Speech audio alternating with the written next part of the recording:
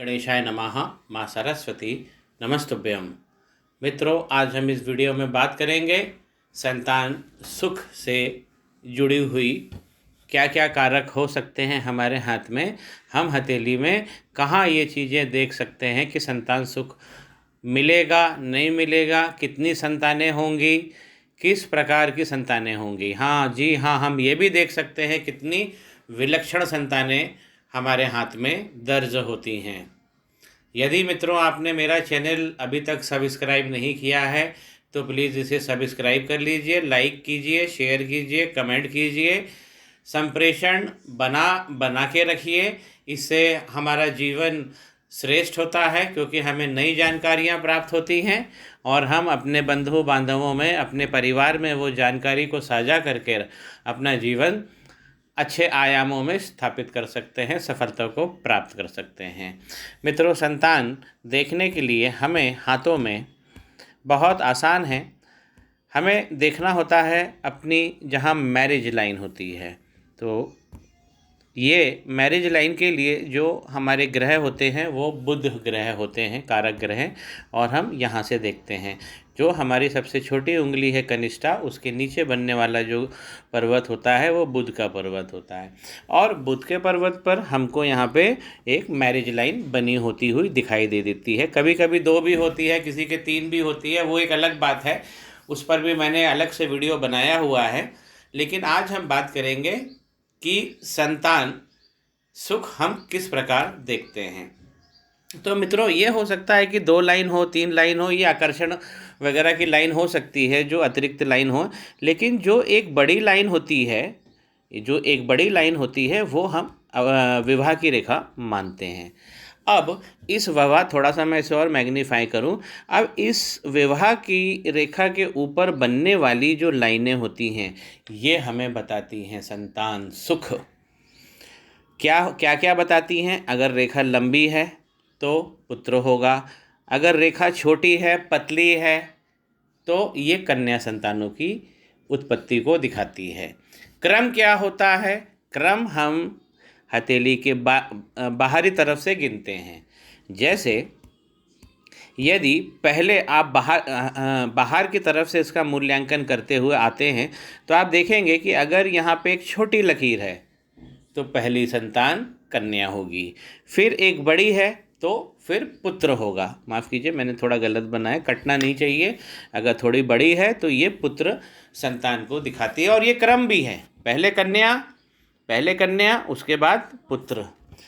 उसके बाद यदि एक लंबी और होती है तो ये भी पुत्र को दिखाती है। तब हम कह सकते हैं व्यक्ति के हाथ में 3 संतानें हैं।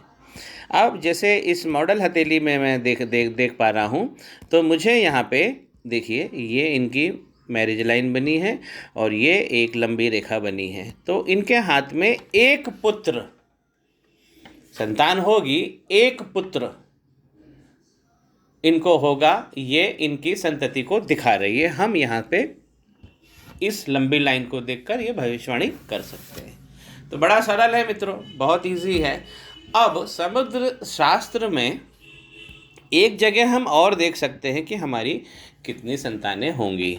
ये जगह है अंगूठे, जहाँ जो अंगूठे की जड़ होती है उस लाइन को देखकर हम यहाँ से पता लगा सकते हैं। देखिए, ये अंगूठा है और इसके नीचे शुक्र बैठते हैं और ये हमारा अंगूठा है। तो हमें देखना कहाँ है? ये वाली लाइन को देखना है।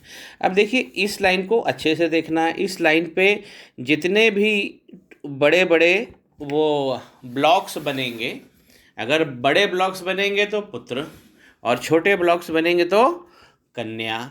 जितने ब्लॉक्स बनेंगे, जैसे मान लीजिए यहाँ पे 1 2 3 4 ब्लॉक्स बने हैं तो 4 संतानों का योग है। अब ये भी हो सकता है कि माता पिता फैमिली प्लान करवा ले तो 4 का योग है, उन्हें 2 की ही प्राप्ति होगी, ये भी होता है। लेकिन योग हम 4 का कह सकते हैं। तो जितने खाने बने होंगे उसको गिनकर बड़े खाने होंगे तो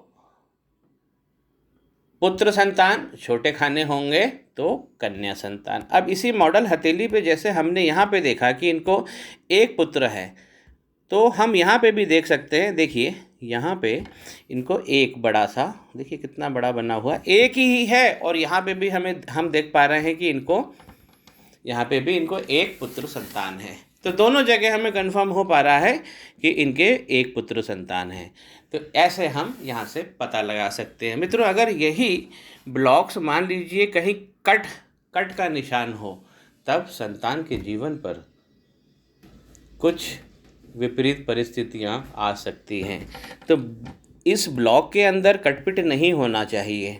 ना तो कोई लाइन ऐसी काट रही हो किसी भी तरफ से, ना तो नीचे से जाती हुई, ना तो ऊपर से जाती हुई कोई लाइन काट रही हो, क्योंकि अगर ये ब्लॉक कट जाता है तो फिर ये गर्भपात को भी दिखाता है। तो जितना अच्छा ब्लॉक बना रहेगा, हम इसको जितना अच्छा मैग्नीफाई कर पाते हैं। आपने देखा होगा हस्त रेखा वालों जो जब वो देखते हैं तो उनके पास एक बहुत मोटा लेंस होता है। तो उस लेंस से वो लोग क्या देखते हैं, इस खंड के अंदर तक का देख लेते हैं।